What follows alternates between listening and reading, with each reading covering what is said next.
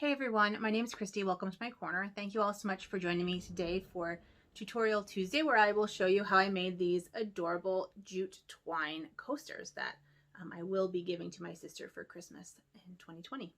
Welcome to my new subscribers. Thank you all so much for joining me. I'm so happy to have you as a part of my community, and welcome back to everyone who's been hanging out with me for the past, few months since I started my channel. And keep coming back to, for more. It's been great to get to know you in the comments here and on Instagram. You can find me on Instagram at Dr_Christy. I'll put that right here so you can check me out there. And that's where I post like daily updates on my crafting and my embroidery and nails, which I haven't done today. I also post pictures of like my life and my teaching and history and my dog. And if nothing else, you should come for the dog because he's freaking adorable. Look at that pups. Adorable. This is a channel about embroidery and other crafts, mostly textile crafts, some dyeing. It doesn't sound right. Like cloth dyeing, D-Y-E-I-N-G. Also baking and the history of those things. So if that is something you are interested in and you are not subscribed, I'd love to have you subscribe and stick around. I'm not usually this rambly. It's just kind of, it's a day. It's been a day. So like I said, today's tutorial is how I made these really adorable jute macrame coasters. And it's using 3 different colors of jute, obviously, and it's also using this, let me get it, this macrame cord. I've been trying to figure out what to do with this cord because it's cotton, but it's just really thick. It doesn't tie well. It's not like that loose cord. Like it just has a kind of a loose knot. I don't know if you can see. I don't know why I'm just showing you this when I think I talk about it in the video, but it like has a loose knot as opposed to normal macrame cord, which is much looser. And so the knots are tighter. So this is a tight braid with a loose knot, but that's not what you want for macrame. So anyway, I don't know what people normally use this for, but I used it as the base of this to get this nice kind of ribbed look. And on the back, it has these kind of knots. And so if you like this side better, this can be the front. It doesn't actually matter which way is the front, but I kind of like this side better. I also added in, which you will not see in the video, but I also added in for 2 of the 4, this tag, which just cracks me up. And it just says, you better like this. It took a really long time. Anyway, enough yammering. You did not come here to listen to me yammer, although some of you may have actually come here to listen to me yammer, but most of you came for the tutorial. So I will take it to the tutorial and I'll see you back here in my corner when it's done. These coasters are 4¼ inches by 4¼ inches ish, which is 11 centimeters by 11 centimeters ish. They're not exact, and that's okay, but they are about that size. And the materials you'll need for this are your base material, and you'll need roughly 170 inches, which is 4.7 yards, or 4¼ meters of this. And this base cord is just a cotton macrame cord that I got from Michael's. It's a 3mm cord, and it's a 32 ply, which means that it's a much thicker weave than most macrame cords that I've seen. But I like this because I think it gives us a nice pattern on, like a ribbed pattern on the coasters. And because it's so solid, it's a nice solid base to the coaster. So I actually really like this as a base. And that's this kind of fray on the side. The coasters have 17 rows of this. And I basically chose that number of rows based on how wide it was because I wanted it to be relatively square. So that's how I chose it. And you can do any size that you want.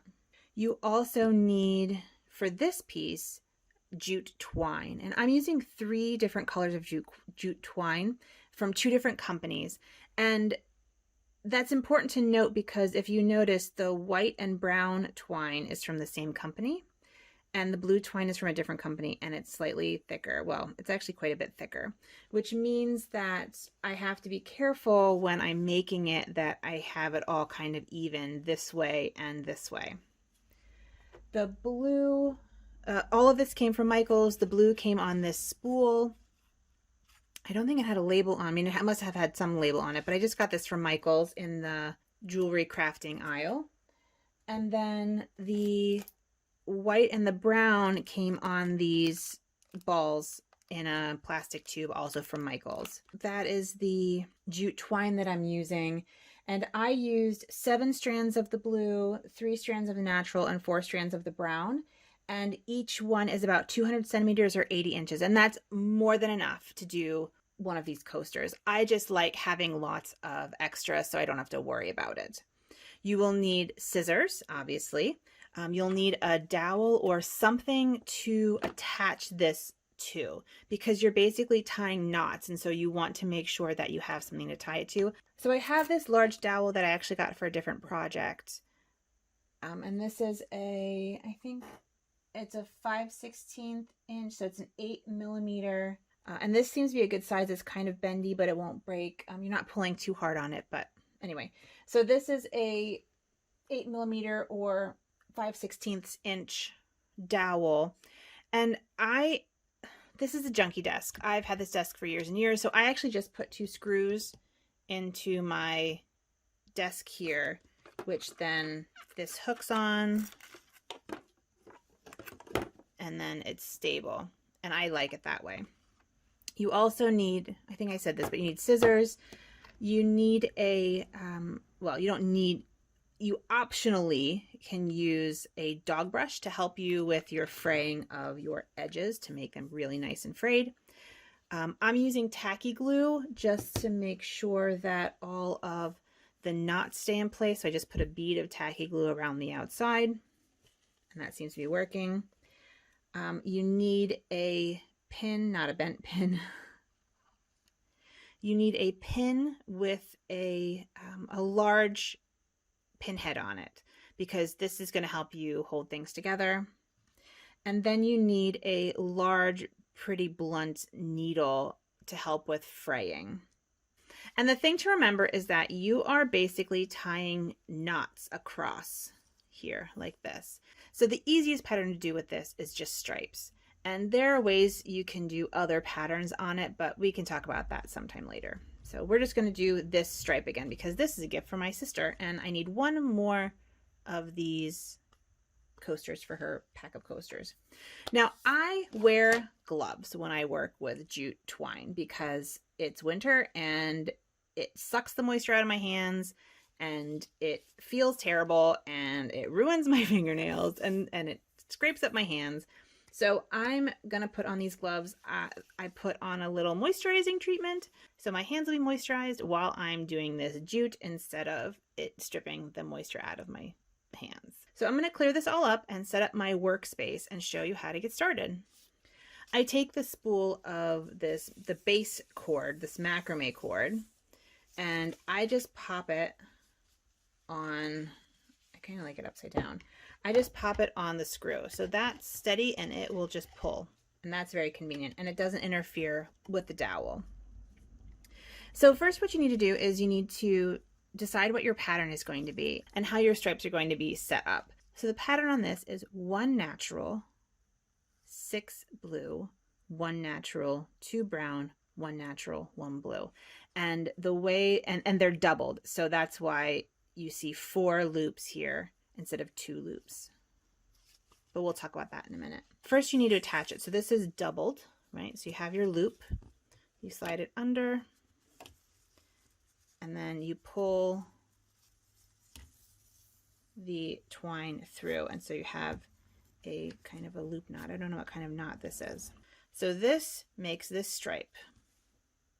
This one piece of twine makes this stripe here. Then we want to make this wide blue stripe, and that takes 6 blue twines.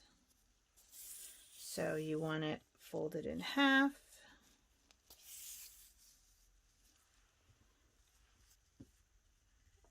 Slid under, pull the end through, pull it tight. So there's 1.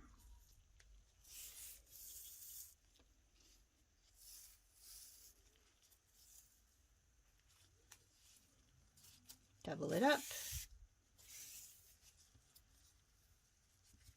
put it under, pull this through,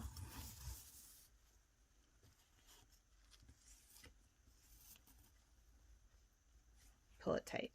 And you just repeat this for this blue color, well, 4 more times for a total of 6 times.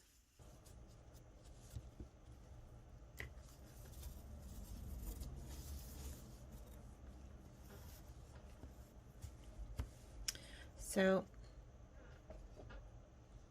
these 6 strands of jute will make this large stripe here, and then we do the same 1 strand of the natural, 2 strands of the brown, 1 strand of the natural, 1 strand of the blue. So I'm going to do that real quick.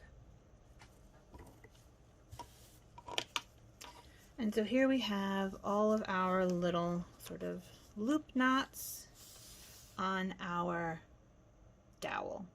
And this is the pattern, and you can see the pattern actually forming that we're going to be making.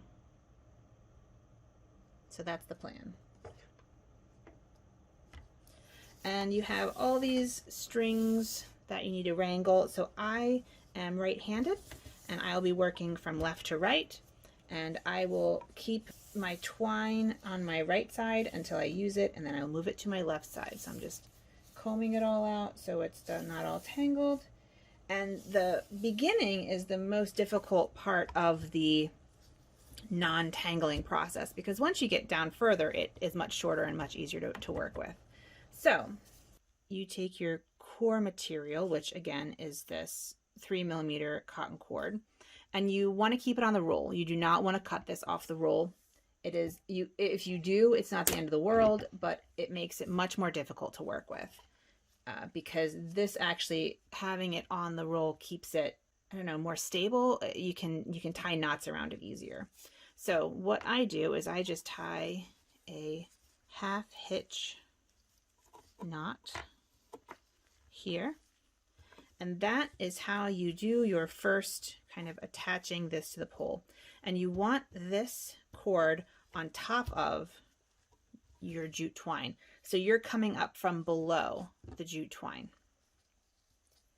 And you just tie knots. So you have your first knot, you want to have a loop down at the bottom, put your twine over, come inside the loop,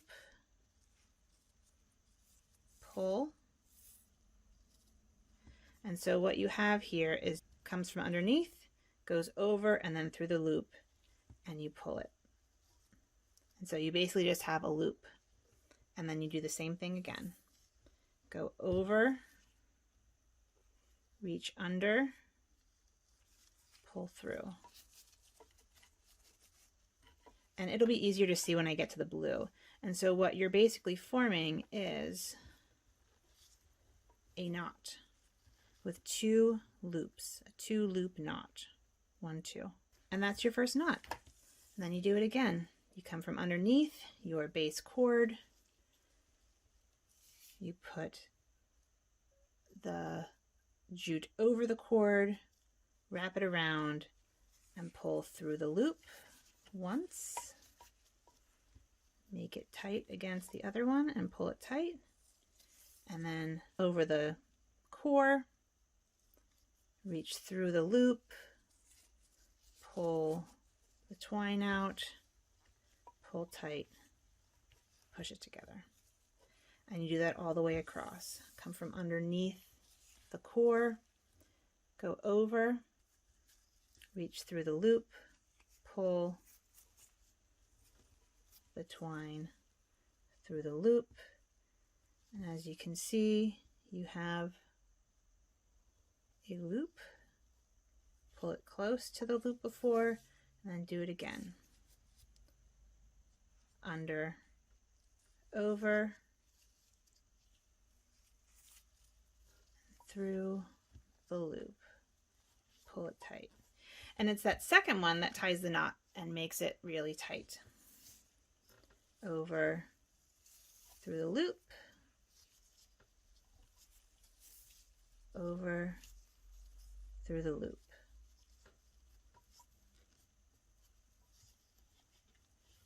And there's your first 2 pieces of twine. And so each piece, well, each half piece makes 2 loops. So each folded over piece makes 4 loops.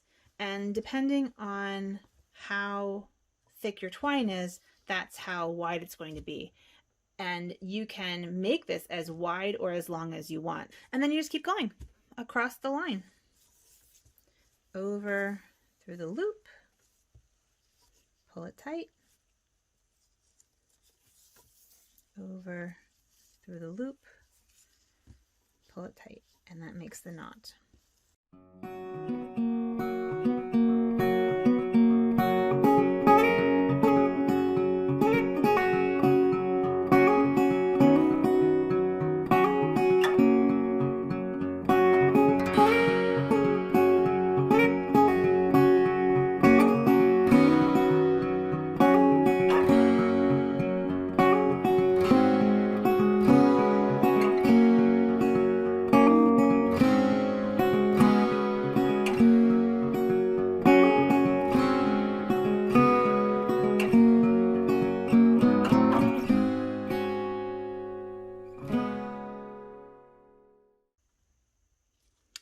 Okay, so we're finishing up with this first row. I'm finishing up with the blue, and just a reminder, it comes from underneath your cord.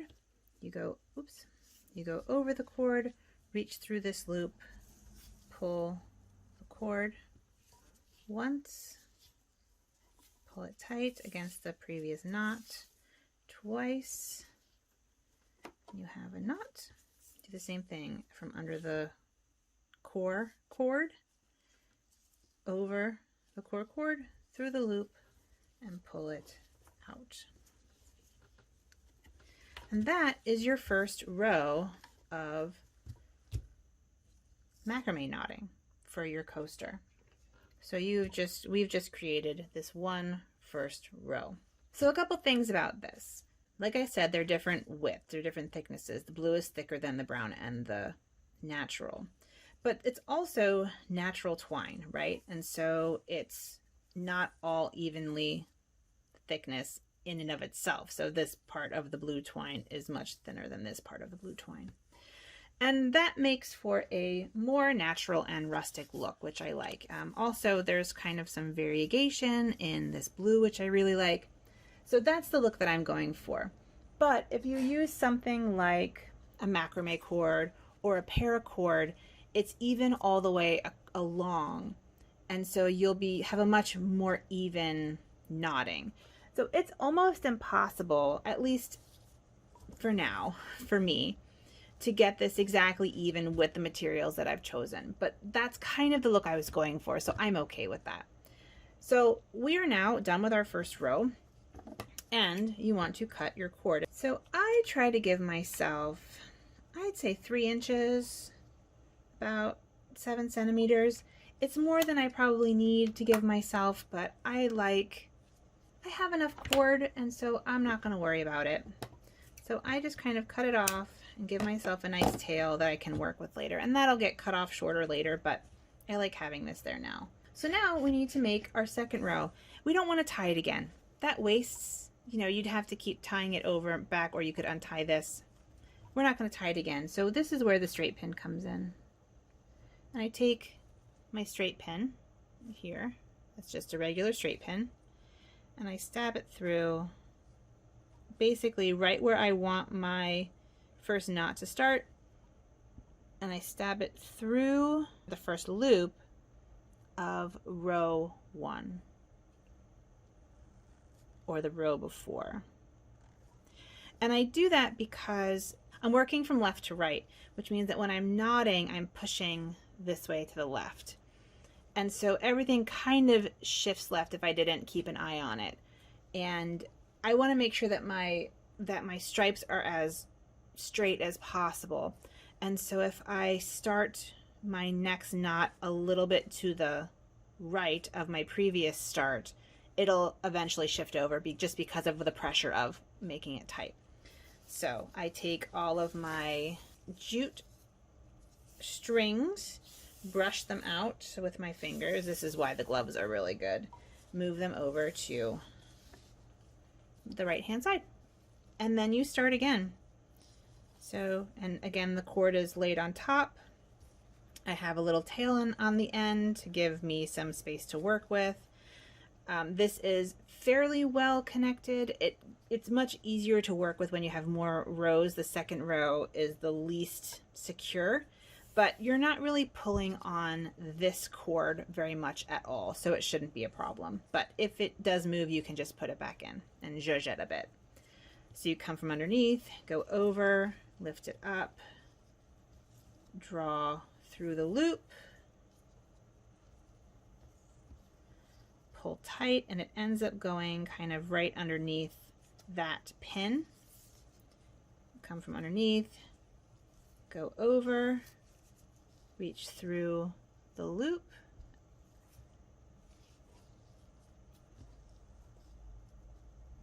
and pull it tight. And I like to really make sure that this end's tight, because this is the end, right? This is the end of the coaster, and that knot is holding it all in place, which is one of the reasons why I use my tacky glue at the end, just so that I can make sure it's all secure. And you keep going until the end of the row. And one thing I'm making sure to do is, as I'm tying it, I pull it really tight to the top, because I don't want there to be much gap. And there is a little bit of gap, and it does stretch a little bit, but I don't want a lot of gap, especially with the blue, because the blue is thicker. I'm also making sure that I don't see any of the cord in between these knots. And so as I pull it through, I push it over with my fingers, and I pull it tight, and I kind of push it up with my thumb like that. And then I do my second one, which locks it in place. And I just do that little tug. And that's the nice thing about this jute, is that it is not slippery, and so it stays really nicely. And you just keep on going. And with stripe, like if this were all one color, you would have to worry less about how even it is. But I'll show you the issue that I have, because this, you know, cord is so slubby, right? There's lots of different variations in the thickness of this cord and the two different sizes of cord. Once I get to this end here and I pull it tight, you'll notice that it's shifted a little bit. And so at this point, what I do is I kind of pick it up and I use my nails, and this is why it destroys my fingernails. And I just kind of separate these a bit and move it all over so that it lines up with the white. And then when I do the white, it is straighter, although that's still not straight, so I need to zhuzh it a little bit more. So let me do this white line and then just zhuzh it a bit more until it's the way that I want it to be. And the nice thing about the white is that if you need to expand the white a bit, you can actually see the cord underneath. But that's a real, right? That's like a whole, that's a big difference. So I want to really zhuzh that. So I want this part to be under there, and then we're gonna really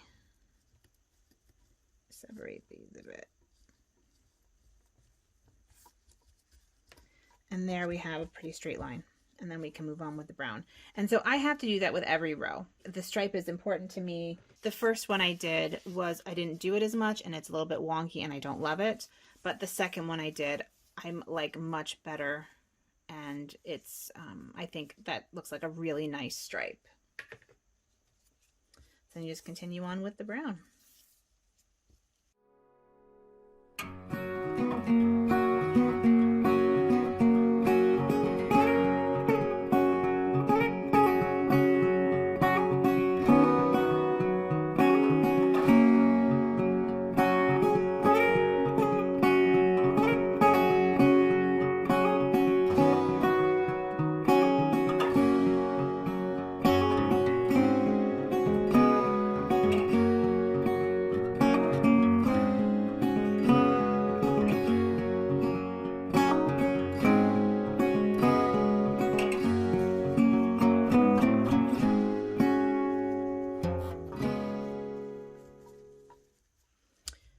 So that's row 2 done. So I'm going to cut this off, and then I'm going to zhuzh it some more because this line is still not even, and I want to make sure that it's even. I think that looks neat, and this will all kind of flatten itself out. But we now have 2 rows. Pull the pin out. I just stick it right there. Take some more of your cord. Put the pin through the cord, your core cord, and then through this one and also the first one. And that's why it gets subsequently more secure, because I stick the pin through as many as it will go through. Take my twine, comb it out, and repeat the process 15 more times. So I'm going to turn on some floss tube. I'm going to turn on some floss tube over here. Finish these up, and I will come back to you when I'm on my last row. And it's just, I'll just be knotting and zhuzhing and cutting and pinning and knotting and zhuzhing and cutting and pinning. And that's essentially what you do over and over again. And that's why this is a bit meditative. I think this is kind of what knitting feels like for people who knit. So I'm going to get to that, and I will see you when I'm on my 17th row. So I'm here knotting away. I'm on my 4th row. I'm watching my mom's Vlogmas. I'm drinking my coffee, and I pull out my thing and I realize that I have 2 extra brown pieces. So I used 2 pieces of brown, not 4 pieces of brown. So I'm going to pick that out and untie it. Luckily, it's just knotted, so I just have to unknot it and pull that out and kind of scoot all this down and keep on going. So that's what I'm going to be doing for the next, I don't know, 15 minutes or so, is taking out these 3, just kind of 2 in between and then scooting them down. So I just want to let you know that it's 1, 6, 1, 2, 1, 1. So I ended up cutting it out. I have this piece here, and so basically all I'm just going to do is just zhuzh it all over. Maybe I should start with this one. But essentially it all just needs to push over and it'll be fine. But I'm glad I caught that in row 4 instead of in row 17, because that would have been a real pain to deal with. And now we need to shush it back a bit so that it's nice and my lines are even again. And now we can continue on our merry way with 1, 6, 1, 2, 1, 1. It happens. All right, so we are on our last row here. And I have been kind of working on this project off and on all day. The nice thing about this project is that you can just kind of leave it and walk the dog or make turkey soup or, you know, whatever, do other things. We are done, so let's just count this. 1, 2, 3, 4, 5, 6, 7, 8, 9, 10, 11, 12, 13, 14, 15, 16, 17. 17. So I'm going to pull out this pin here, put that in my tomato, and cut off this last string like that. And then we have a very wonky looking coaster. And these long tails we don't need, so I'm going to cut them off and put them in my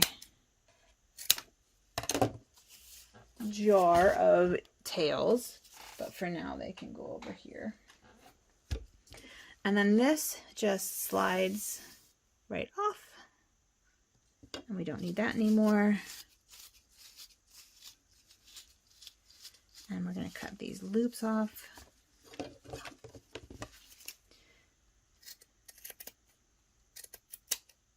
There we go. Cut the loops off. So let's see if we can zhuzh this a little bit.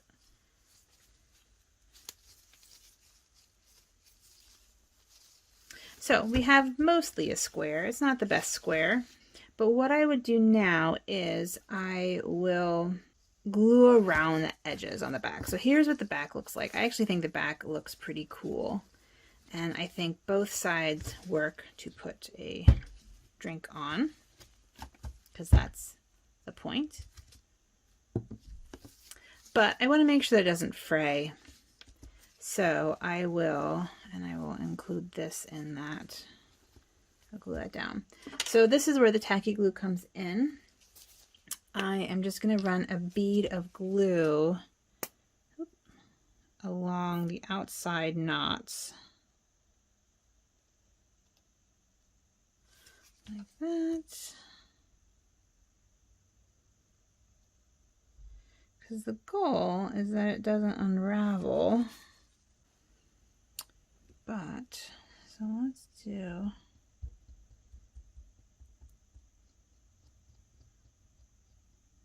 And I'm just sort of spreading it out a bit. All right, so I just put a little bead of glue all the way around the outside because I do want it to stay. And I kind of flatten it out so that it's not as obvious. And I was thinking, you know, you could put fabric on the back or cork on the back or felt on the back of these just to kind of neaten the backs up, but I do kind of like the backs not neat. So I'm going to cut this off. That doesn't need to be so long. And then just let this dry. Let the glue, and I might come back and check on that, you know, check on that string right there.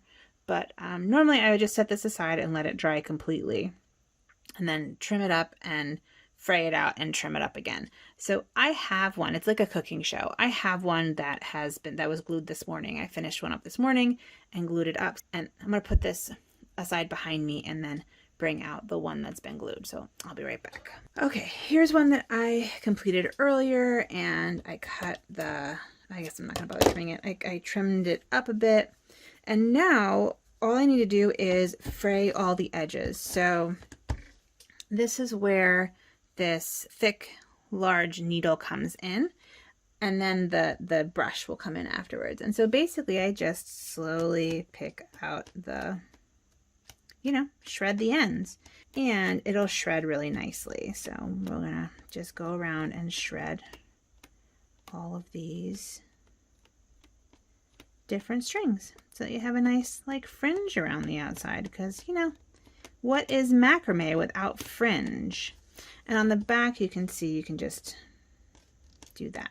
So I'm going to do that all the way around.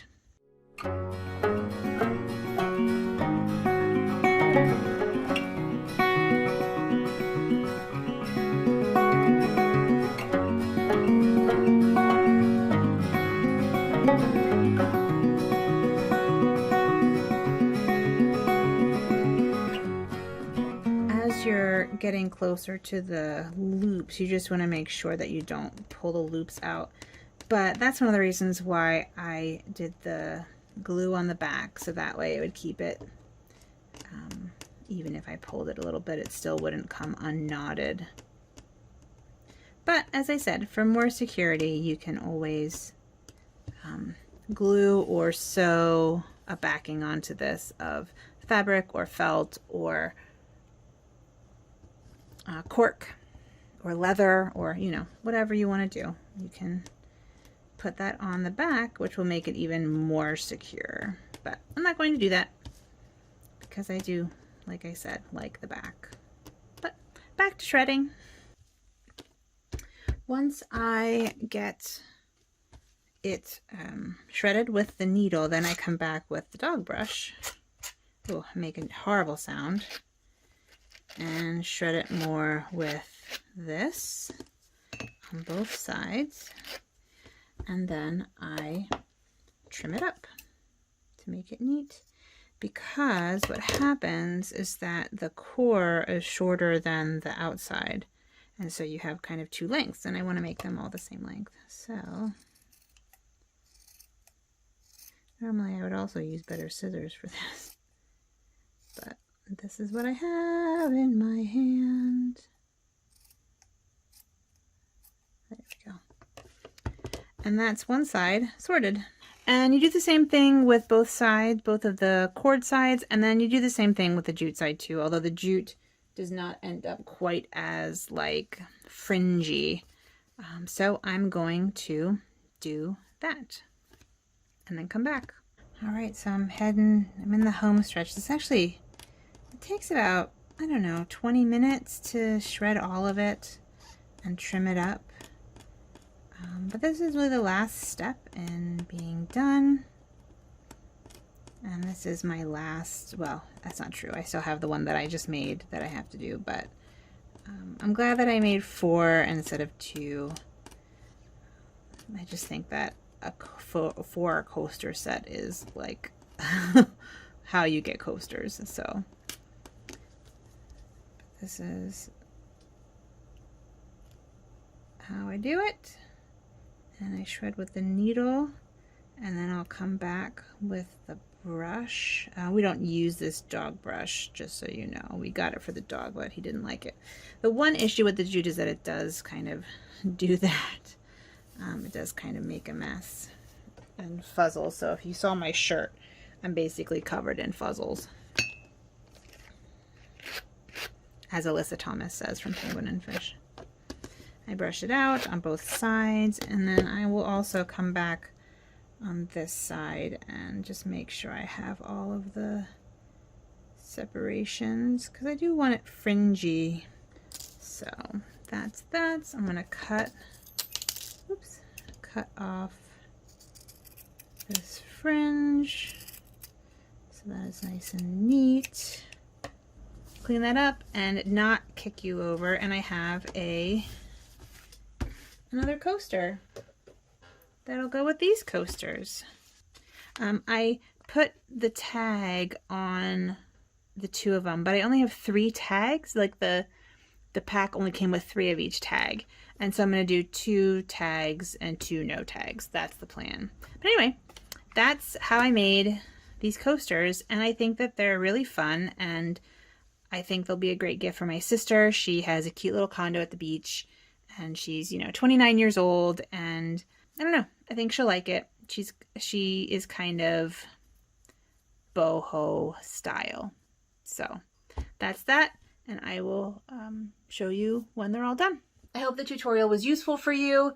It was really fun to make, although when I didn't wear the gloves, it really tore up my hands, I have to say. But I really love how they came out. Twine comes in so many different colors, and you can do it with other things than twine. I just thought that this would be a really cute idea for a gift for Christmas. I don't know what else to say about this. I made 4 coasters, and now I taught you how to make them too. If you make these coasters, please tag me. I would love to see your coasters. Thank you all so much for watching. I appreciate you stopping by and hanging out with me while I make these jute twine coasters for my sister, and I'll let you know if she likes them when that time comes. And if you want to see more videos like this where I am hopefully less scatterbrained, subscribe to my channel. I'd love to have you stick around and hang out with me. And like I said, tag me if you make these. And I think that's it. So with all that being said, please take care of yourselves and have a good one. Bye.